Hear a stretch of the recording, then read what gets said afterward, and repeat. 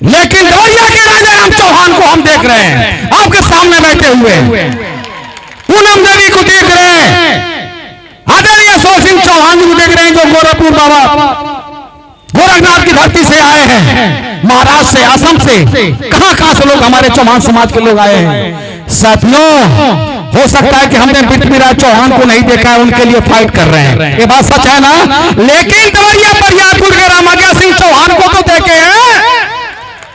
राम प्रताप चौहान 85,000 का मूर्ति ला करके रामाज्ञा सिंह चौहान का अपने घर पे साल भर रखा था।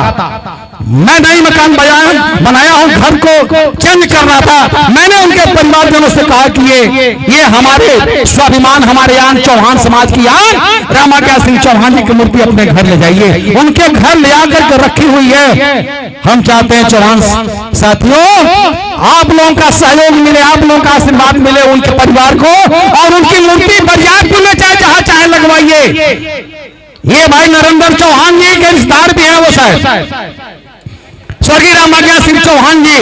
अरे नहीं, ये मूर्ति तो वही मूर्ति लगवाइए, हमारे ऐतिहासिक पुरुष तो रामाज्ञा सिंह चौहान है ना, जो हमारी लड़ाई। साथियों, जब लोनिया और लोनिया हम कहे जाते थे, कागज में तो हम वहीं पे हैं, आज चौहान हो गए हैं। तो चौहान नाम, चौहान शब्द दिलाने का काम अगर किया था तो पूर्वांचल से रामाज्ञा सिंह चौहान ने किया था, ये हम बताना चाहते हैं आपसे। तो हम उनको नमन करते हुए श्रीमती पूनम देवी, जो आज के इस कार्यक्रम के आयोजक हैं, संयोजक हैं, 2 पंक्तियां कहने की बात कह रहा हूं। साथियों, चौहान समाज अब रुको मत। डॉक्टर साहब हमारे नेता हैं, जब जब कहेंगे मैं बजाता रहूंगा। हाँ, मैं कहना चाहता हूं, किसी को इतना न चाहो वरना वो बेवफा हो जाएगा।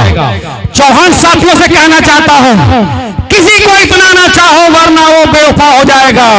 मेरा मतलब, अब किसी के पीछे पीछे मत घूमो, अपना रास्ता बनाओ। किसी को इतना